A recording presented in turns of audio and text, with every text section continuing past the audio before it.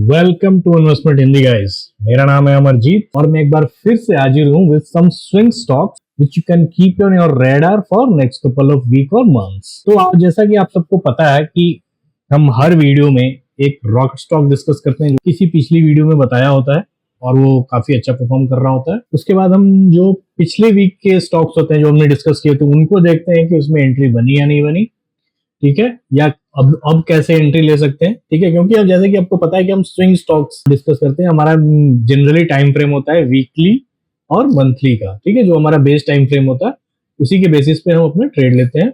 और जो हम कैंडल फॉलो करते हैं बेसिकली, या अगर मंथली का चार्ट फॉलो करते हैं तो वीकली का कैंडल फॉलो करते हैं, अगर वीकली का चार्ट फॉलो करते हैं तो हम डे का कैंडल फॉलो करते हैं। तो उसी हिसाब से हमारा एंट्री भी होता है। तो कभी कभी क्या होता है कि जरूरी नहीं है कि जिस वीक मैंने बताया नेक्स्ट वीक आपको एंट्री मिली जाए, तो आपको इसलिए उसको रेडार पर रखना होता है और वेट करना होता है कि जिस तरह की एंट्री मैंने बताई है उस तरह की एंट्री मिल रही है या नहीं मिल रही है। अगर नहीं मिल रही है तो नहीं लेनी है जब तक आपको एंट्री नहीं मिले, सही एंट्री, ठीक है। उसके बाद हम इस वीक का और जो स्टॉक है वो सारा डिस्कस करेंगे। तो जो हमारा रॉकेट स्टॉक है इस बार का वो है वोल्टास। वोल्टास हमने कब डिस्कस किया था? हमने डिस्कस किया था वोल्टास को 23 दिसंबर 2023 में, ठीक है। अब इसमें इसको किस बेसिस पे हमने लिया था, ये हमारे सामने आपको जो दिख रहा है ये वीकली टाइम फ्रेम का चार्ट है और ये 2023 मतलब 23 दिसंबर 2023 से ये अभी तक 57.15% तक ऊपर जा चुका है, उससे ही ज्यादा जा चुका है, थोड़ा बहुत का फर्क है, 58.44 एक्चुअली में, अगर टू बी प्रिसाइज अगर बोला जाए तो ये हमारा अभी तक का रिटर्न है, काफी अच्छा रिटर्न माना जाता है, ठीक है। इसका हम एक बार दिखा देता हूं मैं कि किस बेसिस पे हमने लिया था। तो इसका बेसिकली हमने जो चार्ट फॉलो किया था वो था मंथली चार्ट, दिख रहा है आपको यहाँ पे, ये इसका, इसमें मंथली चार्ट में हमको क्या दिख रहा था, वोल्टास में अप ट्रेंड था, ठीक है। उसके बाद फिर इसका हाई ब्रेक हुआ था, मैं एक बार पेन से आपको ड्रॉ मतलब मार्क करके दिखाता हूँ, यहाँ पे इसका हाई ब्रेक हुआ था, फिर ये ऊपर गया, फिर वहां से रिट्रेस बैक करके ये अपने आया था सपोर्ट पर, ठीक है। जो ये जो इसका प्रीवियस रेजिस्टेंस था ये अब सपोर्ट में चेंज हो चुका था। इसी को बोलते हैं हाई प्रोबेबिलिटी सेटअप। और बेसिकली मैं जो हूं पर्सनली इसी तरह के सेटअप ट्रेड करता हूं। तो इसमें हमको एंट्री कब लेनी थी, एंट्री हमको किस बेसिस पे लेनी थी कि जब मान लीजिए कि हमने इस तरह से इसमें एक मंथली पे नेगेटिव ट्रेंड लाइन ड्रॉ किया, उसका जब ब्रेकआउट हुआ, मान लीजिए यहाँ पे ब्रेकआउट हुआ, ठीक है, चलिए वहां पे उतना स्ट्रॉन्ग ब्रेकआउट नहीं हुआ, फिर जाके इसमें थोड़ा सा ऐसे कंसोलिडेशन है और फिर इसका ब्रेकआउट हुआ और उसके साथ साथ जो एक प्रीवियस हाई था वो भी ब्रेक हो गया। तो इसको बेसिकली अगर बोला जाए तो इसको हम बोलते हैं change of character, smart money concept की भाषा में, अगर किसी को इंटरेस्ट हो इसलिए बोल रहा हूँ। अदरवाइज देखिए बोलने का तरीका अलग अलग हो सकता है, लेकिन जो प्राइस एक्शन है, जो उसका मूल है, मतलब जो उसका बेस है, वो सब एक ही तरह काम करता है, आप किस भी नजरिए से देख सकते हो, ठीक है। तो इसको आप अगर देखोगे तो ऐसे लिखते हैं COCH करके ऐसे लिखा है, चेंज ऑफ कैरेक्टर। आप अगर स्मार्ट मनी कॉन्सेप्ट समझते हो तो उसमें ऐसे लिखते हैं कि भाई यहाँ से इसका क्या हुआ, कंफर्म कब हुआ कि अब ये ऊपर जाएगा, यहाँ पे कंफर्म नहीं हुआ कि ये ऊपर जाएगा।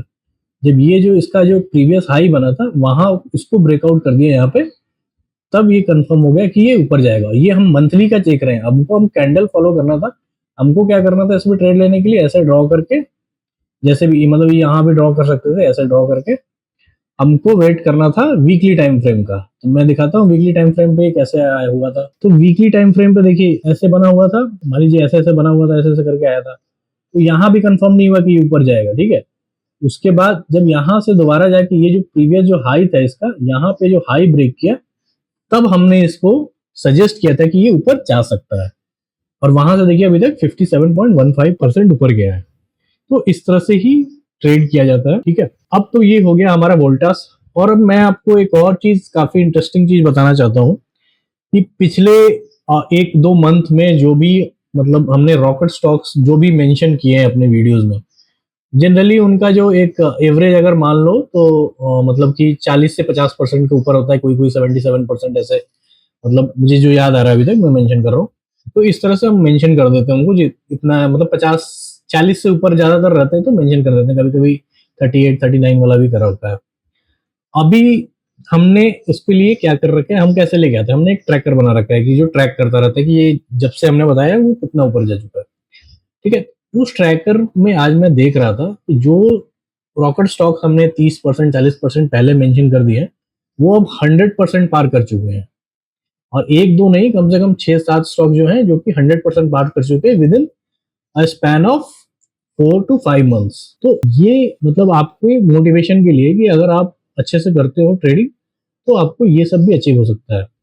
मैं बोलता हूँ ना कि अगर आपने 20 या 30 स्टॉक्स लिए पूरे साल भर में, किसी ने कम रिटर्न दिया, किसी ने ज्यादा रिटर्न दिया, एक दो आपके, मैं मान के चल रहा हूँ एक दो आपके लॉस हो गए, ठीक है, क्योंकि इसमें लॉस होने का थोड़ा सा जो टेंडेंसी वो कम हो जाती है क्योंकि टाइम फ्रेम बड़ा होता है। अगर आप सब कुछ आप अगर मतलब कि मेटिकुलसली फॉलो करो सारा स्टेप्स जो है, तब आप लॉस नहीं मतलब करने के बराबर पहुंच सकते हो। मतलब हो सकता है कि 90% के ऊपर आपकी एक्यूरेसी चला जाए।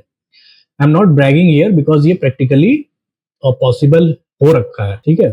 तो उसके बाद अगर मान लीजिए आपकी एक्यूरेसी अच्छा खासा है, आप कभी किसी में छोटा लॉस ले रहे हो, किसी में छोटा प्रॉफिट ले रहे हो, किसी में बड़ा प्रॉफिट ले रहे हो, किसी किसी में बहुत ही बड़ा प्रॉफिट ले रहे हो, तो आपका जो रिटर्न है साल का वो अनएक्सपेक्टेड हो सकता है। इसीलिए हम अपना रॉकेट स्टॉक डिस्कस करते हैं और इसीलिए हम देख रहे हैं कि हम अपना भी जो एनालिसिस है उसको टेस्ट करते हैं कि हमारा जो एनालिसिस हम करते हैं बाद में उसका रिजल्ट क्या होता है। आप क्यों ही वीडियो देख रहे हो, ये जब आपको ये तो पता चलना चाहिए ना कि हाँ ये जो बताते हैं, मैं बता रहा हूँ, साइंस सर भी कभी कभी वीडियोस बनाते हैं, हम लोग जो स्टॉक डिस्कस करते हैं वो बाद में कैसा परफॉर्म करते हैं, 3 महीने 4 महीने बाद में उनका क्या मतलब परफॉर्मेंस रहता है। क्योंकि स्विंग ट्रेडिंग है, ये इंट्राडे तो है नहीं या बीटीएसटी नहीं है, ठीक है। तो चलिए इस चीज से आगे बढ़ते हैं।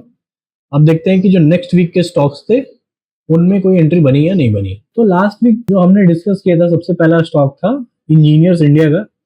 यहाँ पे ब्रेकआउट हुआ था, ये डेली का टाइम फ्रेम है, हम वीकली और डेली टाइम फ्रेम फॉलो कर रहे थे इसमें। और इसमें ये जो रेजिस्टेंस था ये काफी स्ट्रॉन्ग रेजिस्टेंस था, जहाँ पे 3 बार जहाँ से प्राइस को रिजेक्शन मिल चुका था उसको ब्रेक किया था, ठीक है। और ये ब्रेकआउट काफी स्ट्रॉन्ग था, वॉल्यूम के साथ था, ठीक है। ये इसको इसको नहीं फॉलो करना, ये वीकली पे मैंने ड्रॉ किया था, ठीक है। तो उसके बाद हमको क्या देखने को मिल रहा है कि इस वीक क्या हुआ। इस वीक वैसे भी 4 दिन मार्केट खुला है, तो उन 4 दिनों में ये थोड़ा ऊपर गया है, थोड़ा एक कंसोलिडेशन टाइप का बना रहा है। अब इसमें आप किसी ने अगर एंट्री ले ली होगी तो भी उसको मतलब प्राइस वहीं का वहीं है, ना ऊपर गया ना नीचे गया है, एक रेंज में फंसा हुआ है। अगर नहीं ली तो अगर आपको लेना है तो आप फिर वेट करोगे कि जिस दिन भी एक स्ट्रॉन्ग बुलिश कैंडल बनेगी इसके पैरेलल, या ये जो एक हाई बना हुआ है इसको इसको ब्रेकआउट कर दे, तो आपको एक एंट्री के लिए सोचना चाहिए। तब तक आप इसमें वेट करिए, इसको रडार पे रखिए। नेक्स्ट स्टॉक देखते हैं। अगला स्टॉक था last week Kaveri seed company का। इसमें हमको काफी आइडियल एक रिटेस्ट देखने को मिल रहा है, और यहाँ से हमको ये भी देखने को मिल रहा है कि इसमें एक रिजेक्शन आया है, ये सपोर्ट बन गया है, क्योंकि ब्रेकआउट के बाद ये जो रेजिस्टेंस था वो सपोर्ट बन चुका है, ठीक है। तो ये जो सपोर्ट है इस पे एक रिजेक्शन आया है, और यहाँ पे रिजेक्शन आने के बाद अगर आपको एक बुलिश कैंडल बनती हुई दिखती है नेक्स्ट वीक किसी भी दिन, हो सकता है मंडे को ना मिले, ट्यूसडे थर्सडे, फिर आप, या हो सकता है कि इसके नीचे और भी थोड़ा इधर उधर मार्केट थोड़ा इधर उधर करता रहे। हमको बस सिंपल सा रखना है, इतना कंफ्यूज नहीं होना है। जिस भी दिन हमको एक स्ट्रॉन्ग बुलिश कैंडल दिखे और उस कैंडल में वॉल्यूम भी ठीक ठाक हो, मतलब इतना तो कम से कम वॉल्यूम हो, तो ही हम एंट्री के लिए प्लानिंग करेंगे, ठीक है।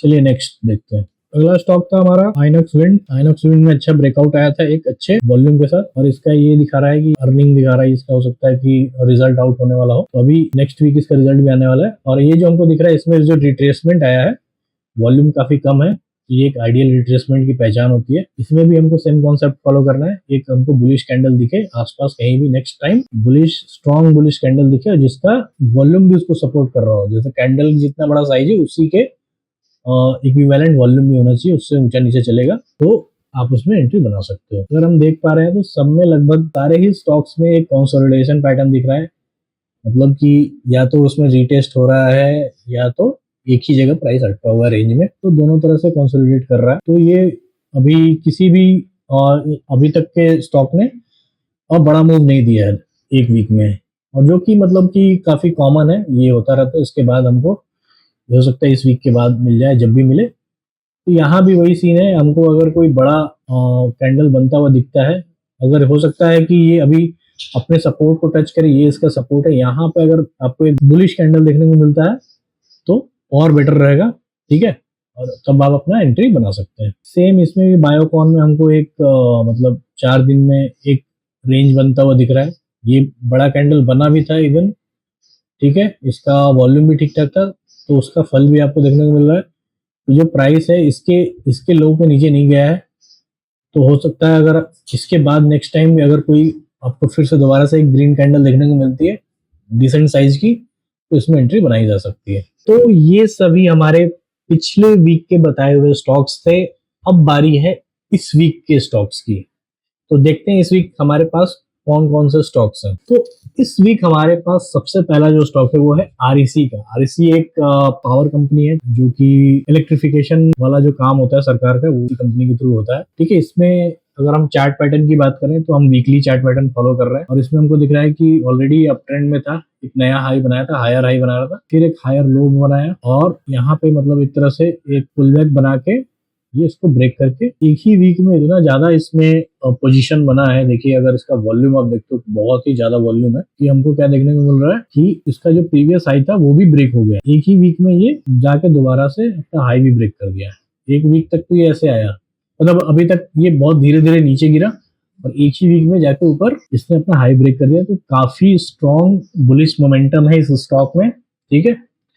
ये हमारा वीकली के टाइम फ्रेम में, इसको हम और डाइसेक्ट करके देखते हैं डेली के टाइम फ्रेम पर। तो डेली का टाइम फ्रेम हमें कुछ इस तरह का दिख रहा है, इस तरह लास्ट के मतलब आई थिंक जो भी वो 2 दिन जो है इसमें काफी स्ट्रॉन्ग मोमेंटम रहा, और वॉल्यूम बहुत ही ज्यादा है। इसका अर्निंग भी आया, रिजल्ट भी आया, ठीक है। तो रिजल्ट क्या आया अभी वो आइडिया नहीं है, हम लोग तो बेसिकली टेक्निकल एनालिसिस फॉलो करते हैं, तो हम उस पर यही जाएंगे। उसके बाद इसमें थोड़ा सा ये मतलब एक कोई खास मूव आया नहीं है, ठीक है। तो अभी तक ये अपने अच्छा स्ट्रॉन्ग ब्रेकआउट दे चुका है, वॉल्यूम भी सही है। तो अब आपको क्या वेट करना है, आपको लेनी है एंट्री। 2 तरीका है एंट्री लेने का, एक तो आप इंस्टेंट एंट्री ले लो, ठीक है, और उसके बाद आप वेट करोगे अपने ऊपर जाने का, और साथ ही साथ हम लगा लेंगे ट्रेलिंग स्टॉप लॉस। तो मैं एक बार फिर इसको अप्लाई करके दिखा देता हूँ आपको। तो बहुत लोग हर बार जब वीडियो देखते हैं, नए लोग देखते हैं, तो पूछते हैं कि सर आप इसके बारे में बताइए, आप क्या बोल रहे थे। तो देखिए मैं इसका सेटिंग एक बार फिर बता देता हूँ। ये हमारा MA रिबन करके एक, आप अगर इंडिकेटर्स में खोजोगे ना यहाँ पे, तो एक इंडिकेटर आता है, ठीक है। MA रिबन आपको सर्च मारना है और टेक्निकल सेक्शन में आएगा, पब्लिक में मत जाइएगा। तो इसी के अंदर ही आता है, ये इनबिल्ट है, ठीक है। उसको हम ऐसे लेते हैं, उसमें हम कुछ सेटिंग करते हैं। यहाँ पे हमको, आप सेटिंग का एक बार स्क्रीनशॉट ले लो, सेटिंग में समझाऊंगा नहीं, वो काफी टाइम टेकिंग हो जाएगा। तो हमको बेसिकली इसमें 2 डिमांड जोन बनाना है, एक 20 MA का और एक 50 MA का। तो जिसका अलग अलग यूज है, मैं वो यूज बता देता हूँ, ठीक है। तो ये मैं अप्लाई कर रहा हूँ चार्ट पे, मैं एक काम करता हूँ, मैं दोनों ही अप्लाई कर लेता हूँ। तो इसमें से जो हमें ब्लू कलर का जो एक हाई लो दिख रहा है, ये 20 MA है, और ये जो येलो कलर का है ये 50 MA है।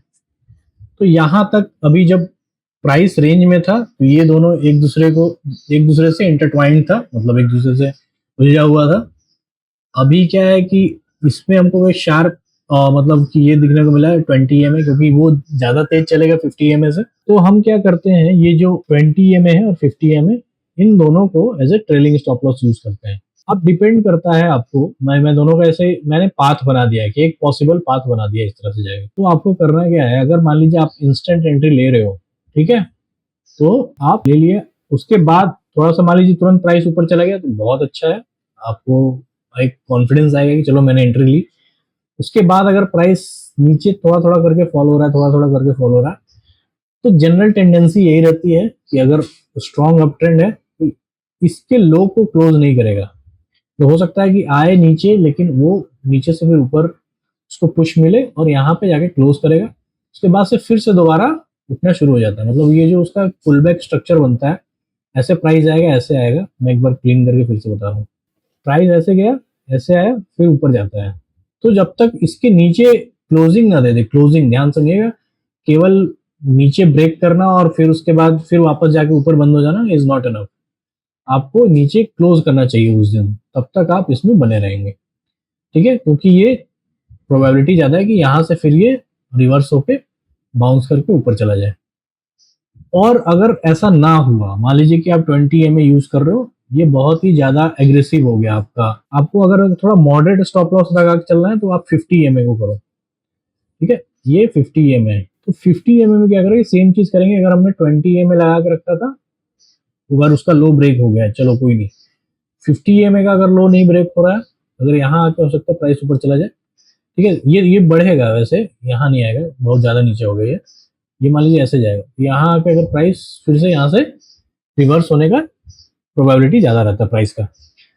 लेकिन अगर 50 EMA के भी नीचे क्लोजिंग हो गया, इन केस मान लीजिए प्राइस ऐसे नीचे क्लोज कर दिया, एक कैंडल बना और ऐसे क्लोजिंग हो गई, तब आपको एग्जिट कर जाना है, क्योंकि वहां 50 EMA के नीचे क्लोजिंग देने का मतलब है कि हो सकता है कि ट्रेंड चेंज हो जाए। तो इस तरह से अगर सेफ्टी के साथ आप करोगे तो आप काफी पीस ऑफ माइंड के साथ ट्रेड कर पाओगे। मैंने सारे टूल्स आपको बता दिए, मैं शुरू से ही बताते आ रहा हूँ। ऐसा नहीं कि अगर हमारे सारे स्टॉक्स ऊपर जा रहे हैं तो मार्क मूव के सब में लगाते जा रहे हैं, जरूर कोई ना कोई स्टॉक धोखा देगा, ठीक है। तो उसके लिए हमारा सेफ्टी नेट होना जरूरी है, ताकि हम यहीं पे एग्जिट करें और हमारा जो लॉस होगा वो काफी छोटा होगा, ठीक है। तो आई होप कि ये चीज समझ में आ गई होगी। अब मैं जब भी बोलूंगा 20 EMA, तो आपको समझ जाना है 20 EMA वाला डिमांड जोन, और 50 EMA आपको 50 EMA। ये ट्रेलिंग स्टॉप लॉस में बोल दूंगा तो आप समझ जाना कि यही करना है, इन दोनों में से कोई भी यूज कर लेना, ठीक है। अब मैं इसको हाइड कर रहा हूँ ताकि कंफ्यूजन ना हो। नेक्स्ट स्टॉक देखते हैं। अगला स्टॉक है हमारा ग्लैक्सो स्मिथ क्लाइन, दवा की कंपनी है, ठीक है। काफी आई थिंक नोन कंपनी है, अगर बहुत लोग यूज करते होंगे दवाइयाँ। इसमें हमको क्या दिख रहा है कि इसने बहुत अच्छा, ये वीकली टाइम फ्रेम है, अपना जो वीकली हाई था उसको बहुत ही तगड़े से ब्रेकआउट करा था, उसके बाद बहुत ऊपर गई, ठीक है। उसके बाद फिर ये रीटेस्ट के लिए आया है, ठीक है। रीटेस्ट आ रहा है, रीटेस्ट करके, रीटेस्ट करते समय आपको दिख रहा होगा कि ऊपर जाते समय इसमें वॉल्यूम कितना ज्यादा है और रीटेस्ट में वॉल्यूम नहीं आ रहा है, जो नीचे गिर रहा है तो वॉल्यूम नहीं आ रहा है। तो यहीं पे पता चलता है कि ये पुल बैक है, रिट्रेसमेंट है ये जो है। अब हमको कंफर्मेशन चाहिए कि भैया ये ऊपर जाएगा और कब जाएगा, तो इसमें आपको कोई भी कंफ्यूजन वाली बात है ही नहीं। ये इतनी बड़ी कैंडल ने कंफर्मेशन दे दिया है, और उस कैंडल का जो वॉल्यूम है उसमें भी काफी स्पाइक देखने को मिल रहा है। तो ये हो गया हमारा, ये पिछले वीक का ही हो गया था, ठीक है। पिछले वीक ही ये ब्रेकआउट कर गया था, जो ट्रेंड लाइन का ब्रेकआउट था पिछले वीक हो चुका था। अब हमको क्या करना है कि इसमें एंट्री कैसे लेनी है वो देखना है, तो इसके लिए हम डेली टाइम फ्रेम पे शिफ्ट कर जाते हैं। तो डेली टाइम फ्रेम पे हमको बस ये दिख रहा है, ये देखिए, ये एक वीक में इतना ही कुछ है। तो ये सीधी सी बात है, जब इतना बड़ा ऐसे अगर आप देखोगे कि ब्रेकआउट हुआ है, तो ये कंसोलिडेशन है। तो हमको नेक्स्ट वीक कब एंट्री करना चाहिए इसमें, जब इसमें एक अच्छी सी बुलिश कैंडल और बने, तो हमारा वो अच्छा सिग्नल रहेगा एंट्री करने का। और ट्रेलिंग स्टॉप लॉस जैसा कि मैं बता चुका हूँ उस तरह से आप लगा लेना। आपको 50 EMA लगाना हो या 20 EMA लगाना हो, आपके ऊपर डिपेंड करता है, ठीक है। 50 EMA मतलब लक्ष्मण रेखा है वो, उसके नीचे मार्केट गया तो गया, ठीक है। उसके नीचे अगर प्राइस चला गया, बंद हो गया क्लोजिंग, तो फिर आपको एग्जिट कर जाना है। 20 EMA के नीचे चला गया तो एक टाइम पर चल जाएगा, अगर आपको लंबा होल्ड करके चलना है। अगर आप बहुत शॉर्ट टर्म ट्रेडर हो, मतलब तुरंत तुरंत ट्रेड एग्जिट एंट्री करना चाहते हो, तो आप 20 EMA यूज कर सकते हो। नेक्स्ट स्टॉक देखते हैं। अगला स्टॉक है हमारा स्कॉट कुबोटा। अब ये स्टॉक आपको शायद याद हो कि हमने कुछ ही दिन पहले, मतलब आई थिंक 1 मंथ पहले ही अपने वीडियो में इसको मेंशन किया था। इसका ये वाला स्ट्रक्चर बन रहा था जिसमें पुल बैक स्ट्रक्चर बन रहा था, और उसका ट्रेंड लाइन का ब्रेकआउट हुआ था, ठीक है। ट्रेंड लाइन के ब्रेकआउट होने के बाद ये चला गया ऊपर, अच्छा खासा मूव दे दिया। मैंने चेक किया, लगभग 18-19% जा रहा था, ठीक है। तो इसको हम कभी रॉकेट स्टॉक में लेके आएंगे, अभी नहीं, अभी तो 18-19% है, इसको और बढ़ने दीजिए। ये आपको दिखेगा ना फिर कि, मतलब ये तो हमारा है कि एक पहला हमारा यहाँ पे किसी को अगर ये जो हाई है ना, अगर यहाँ पे एंट्री ली है किसी ने, तो ये इस हाई के बाद आपका पहला जो टारगेट है वो ऑलरेडी हिट हो चुका है, ठीक है। अब क्या है कि वो टारगेट हिट होने के साथ साथ इसका ब्रेकआउट भी हो चुका है, हाई का ब्रेकआउट हो गया। तो जब हाई का ब्रेकआउट होता है, मतलब चांसेस है कि ये और ऊपर जा सकता है, ठीक है। तो हम ब्रेकआउट वाले पैटर्न को स्टडी करेंगे इसके। तो हमको वीकली का सारा टाइम, मतलब कि चार्ट समझ में आ गया है। अब हम इसको देखते हैं कि डेली पे एंट्री कैसे लेनी है। तो हमको सीधा सीधा दिख रहा है इसमें कि अभी ब्रेकआउट हुआ है, ठीक है। अगर हम चाहें तो इंस्टेंट एंट्री ले सकते हैं, फिर हम वेट कर लेंगे कि ये 50 EMA पे ऐसे ऐसे अगर रिट्रेसमेंट करके आता है तो हम 50 EMA तक वेट करेंगे, उसके नीचे ना चला जाए, ठीक है। अदरवाइज हम 50 को ऐसे लगा सकते हैं या 20 को लगा सकते हैं, जो भी है। मैं 20-50 दोनों को लेके चल रहा हूँ। आपको लगा कि यार जैसे 50 ही अल्टीमेट चीज है तो फिर 20 होता क्या है ना कि अगर किसी को एंट्री लेनी हो, कभी हो सकता है कि मैं कभी सजेस्ट ना करूं कि आप तुरंत एंट्री लो। अगर एग्रेसिव ट्रेंड रहता है, मतलब स्ट्रॉन्ग अप ट्रेंड रहता है, तो 20 के ऊपर से ही प्राइस ऊपर जाने लगता है, तो 50 तक नहीं आता है। तो इसलिए दोनों को आप लगा कर रख सकते हो, जिस पे भी काम कर जाए आप उस पर लगा लेना, ठीक है। तो आपको करना क्या है, या तो आप तुरंत एंट्री लो। अगर आपको लगता है कि नहीं ये ऑलरेडी इतना ऊपर जा चुका है, मतलब उसका एक अपस्विंग अगर देखेंगे आप तो यहाँ है, या यहाँ से भी देख सकते हो, इसके ऊपर से यहाँ है। हो सकता है थोड़ा सा ऊपर जाके इसमें रिट्रेसमेंट तो आना ही है, वो तो यूनिवर्सल रूल है मार्केट का। तो रिट्रेसमेंट जब आएगा और आपका ये यहाँ पे ईएमएस लगे हुए होंगे या 20 या 50, आपको जहां भी लगेगा कि इसमें एक स्ट्रॉन्ग कैंडल बन रही है किसी भी डिमांड जोन के पास, 20 वाला डिमांड जोन या 50 वाले के पास, बस आपको एंट्री ले लेनी है। तो दो तरीका है, या तो आप इंस्टेंट ले लीजिए, फिर आपको ट्रेलिंग स्टॉप लॉस के ऊपर ऊपर जब तक प्राइस रहेगा आपको वेट करके चलना है। अदरवाइज आप वेट कीजिए कि आप वो अपने डिमांड जोन के पास आए, जो कि डायनेमिक डिमांड जोन है 20 20 और 50 वहां पे हम इसको, जब उसमें एक ट्रेंड रिवर्सल दिखेगा अप ट्रेंड का, तब जाके हम एंट्री बनाएंगे, ठीक है। चलिए नेक्स्ट स्टॉक देखते हैं। अगला स्टॉक है हमारा CSE स्टॉक है। अब ये स्टॉक भी हमने एक मंथ पहले, आई थिंक हाँ लगभग एक मंथ पहले ही बताया था, ठीक है, जब इसमें एक ट्रेंड लाइन का ब्रेकआउट हुआ था। हमारे एनालिसिस का ही पार्ट था। आपको ये जो कलरलेस देखने को मिल रहा है ना, ये ट्रेंड लाइन, और ये पहले मैं ऐसे यूज कर रहा हूँ, तो ये ऑलरेडी एक अपना टारगेट दे चुका है, ठीक है, ये अपने हाई को ब्रेक कर चुका है, ठीक है। अब ये हमारे नेक्स्ट कैटेगरी में आ गया है, ब्रेकआउट वाले स्टॉक्स के। पहले ये पुल बैक स्टॉक्स की कैटेगरी में था, तो वहां से ये ऑलरेडी ऊपर जाके आपका ब्रेकआउट कर चुका है, ठीक है। ब्रेकआउट करने के बाद जिन्होंने अगर इसमें पहले पोजीशन ली हुई है वो अपना होल्ड करके चलिए, जिन्होंने नहीं ली है उनके लिए अब नया दोबारा से एक चांस बन रहा है लेने का ब्रेकआउट पे। और हमको दिख रहा है कि जो ये वीकली का ब्रेकआउट है इसका वॉल्यूम भी अच्छा खासा आया है, ठीक है। तो हम जल्दी से इसको डेली के टाइम फ्रेम पे देख लेते हैं कि इसमें एंट्री कैसे लेनी है। काफी सिंपल है, तुरंत हमको अगर चाहिए एंट्री तो हम इंस्टेंट एंट्री ले सकते हैं और वेट कर सकते हैं कि हमारा जो ईएमएस का डायनेमिक जोन है वहां उसके नीचे जब तक प्राइस, उसके ऊपर ऊपर जब तक प्राइस रहेगा तब तक हम इसको होल्ड करके चलेंगे, ठीक है। उसके नीचे क्लोजिंग नहीं होनी चाहिए, काफी सिंपल है। अदरवाइज हम वेट कर लेंगे कि भाई तुम नीचे आओ तब जाके एंट्री करेंगे। तो देखिए आपको मार्केट में पेशेंस तो सीखना ही पड़ेगा, आपको एक स्नाइपर की तरह वेट करना होता है। अगर आपको एंट्री लेनी है तब भी, एग्जिट लेना है तब भी, क्योंकि अगर किसी दिन झटके से मार्केट एक बड़ा सा रेड कैंडल बना देता है और वो आपका 20 को क्लोज नहीं किया, फिर कोई पैनिक में सेल करके भागने वाली बात नहीं होती। ऐसा बहुत बार हुआ है, मेरे साथ खुद हुआ है। लेकिन मैं ऐसे पैनिक करके नहीं भाग रहा, क्योंकि मेरा सिस्टम इन प्लेस है। मुझे पता है कि अगर 50 EMA के नीचे नहीं जा रहा है, वो उसके लो के नीचे नहीं जा रहा है, फिर मैं क्यों ही पैनिक करूँ, ठीक है। तो वहीं पे अंतर आता है एक एक्सपीरियंस और एक बिगिनर का।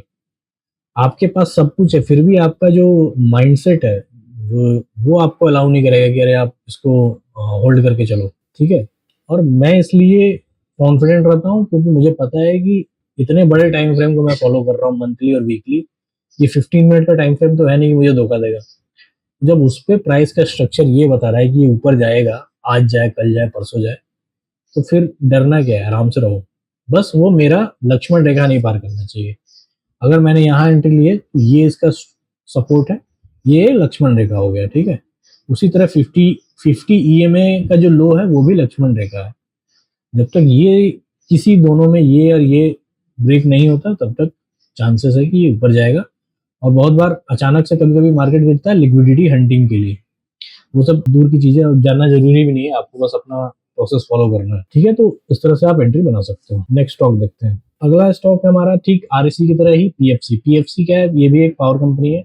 ये क्या करता है, ये सारी कंपनी जितनी पावर वाली है उनको फाइनेंस प्रोवाइड करता है, ठीक है। इसमें हमको क्या देखने को मिल रहा है कि भाई ये अप ट्रेंड था, ये वीकली का चार्ट है, नया हाई बनाया, फिर एक रिट्रेसमेंट बनाया, फिर से अपने हाई को ब्रेक कर दिया, काफी स्ट्रॉन्ग ब्रेकआउट हुआ है और ब्रेकआउट के साथ वॉल्यूम भी काफी स्ट्रॉन्ग है। अब हमको बस डेली टाइम फ्रेम पे जाकर देख लेना है कि इसमें एंट्री कैसे बनेगी। तो हमको डेली टाइम फ्रेम पे क्या देखने को मिल रहा है कि इसमें जस्ट अभी ब्रेकआउट हुआ है, बहुत ज्यादा ऊपर नहीं गया है, तो हो सकता है और ऊपर जाने के चांस है, तो इंस्टेंट एंट्री ली जा सकती है और वेट किया जा सकता है ट्रेलिंग स्टॉप लॉस लगा के कि उसके ऊपर ऊपर जब तक प्राइस रहे तब तक होल्ड करके चले। या तो 20 EMA का जो ट्रेलिंग स्टॉप लॉस है वो लगाइए, या 50 EMA का, आपके ऊपर है। तो इस वीक के लिए यही सारे हमारे पास स्टॉक्स थे, हमने डिस्कस कर लिए। और जिन भी लोगों की क्वेरी थी हमारे कमेंट सेक्शन में कि सर आप EMA क्या है, कैसे लगाना है, बताना है, वो सारा बता दिया है। आपको जो EMA की सेटिंग है वो पॉज करके सेम फॉलो कर लेना है, अपने कंप्यूटर पे लगा लेना है। आप वीडियो को पॉज करके देखिए क्या क्या सेटिंग है, वो आप अपने कंप्यूटर पे अप्लाई कर लीजिए लगा के। और कैसे यूज करना है वो मैं समझा चुका हूँ, ठीक है। और हम जो स्टॉक्स बताते हैं वो प्योरली टेक्निकल के बेसिस पे होता है। हम इसमें कोई फंडामेंटल फॉलो नहीं करते किस सेक्टर का है क्या है, कुछ नहीं। बस थोड़ा सा कभी कभी किसी स्टॉक के बारे में बता देता हूँ कि क्या काम करता है स्टॉक, ठीक है। आपको फंडामेंटल के लिए खुद का हेल्प लेना पड़ेगा, या तो आप फंडामेंटल एनालिसिस सीख भी सकते हो। इवन इन्वेस्टमेंट में भी हमारे कोर्सेज अवेलेबल होते हैं, ठीक है। तो आज के लिए इतना ही, मिलते हैं नेक्स्ट वीडियो में, तब तक के लिए धन्यवाद।